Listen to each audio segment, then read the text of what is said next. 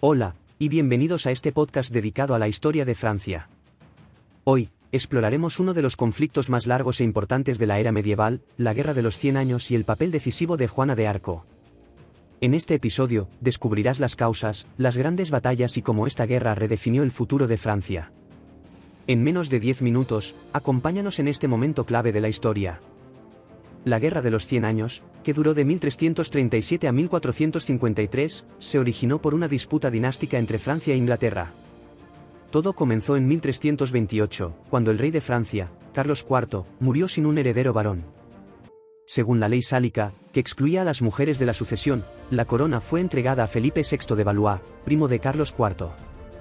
Sin embargo, esta decisión fue cuestionada por Eduardo III, rey de Inglaterra, quien reclamaba el trono francés a través de su madre, Isabel de Francia, hija de Felipe IV. Más allá del problema sucesorio, la guerra también fue una lucha por el control territorial. Los reyes de Inglaterra poseían tierras en Francia, especialmente en la región de Guyena, y las tensiones sobre estos territorios eran frecuentes. Además, la rivalidad entre las dos coronas se vio alimentada por factores políticos y económicos más amplios, en una Europa en plena transformación. Las primeras décadas de la guerra estuvieron marcadas por grandes victorias inglesas. En la batalla de Crécy, en 1346, el ejército francés, compuesto principalmente por caballeros, fue diezmado por los arqueros ingleses armados con longbows, un arma formidable con gran alcance. Esta derrota puso de manifiesto las debilidades tácticas de la caballería francesa. 10 años después, en 1356, en la batalla de Poitiers, Francia sufrió otro golpe devastador. El rey Juan II de Francia fue capturado por los ingleses. Su captura sumió al reino en una profunda crisis, con creciente inestabilidad interna y un debilitamiento de la autoridad real. El delfín, Carlos, futuro Carlos V, intentó gobernar en ausencia de su padre, pero la situación siguió siendo inestable. Una de las batallas más emblemáticas de la guerra fue la batalla de Azincourt, en 1415. El rey Enrique V de Inglaterra lideró un ejército muy inferior en número frente a los franceses. A pesar de su superioridad numérica, los franceses, desorganizados y obstaculizados por las condiciones fangosas del terreno, sufrieron una derrota catastrófica a manos de los arqueros ingleses. Esta batalla demostró una vez más la superioridad táctica de los ingleses y dejó a Francia devastada. Más allá de las derrotas militares, Francia estaba minada por crisis internas. La peste negra, que afectó a Europa a partir de 1347, diezmó a gran parte de la población, debilitando aún más al país. Las revueltas campesinas, como la Jacquerie en 1358, reflejaron el descontento popular ante los elevados impuestos y la devastación causada por la guerra. Además, la guerra civil entre los Armagnacs, partidarios del delfín Carlos, y los borgoñones, aliados de los ingleses, dividió aún más el país.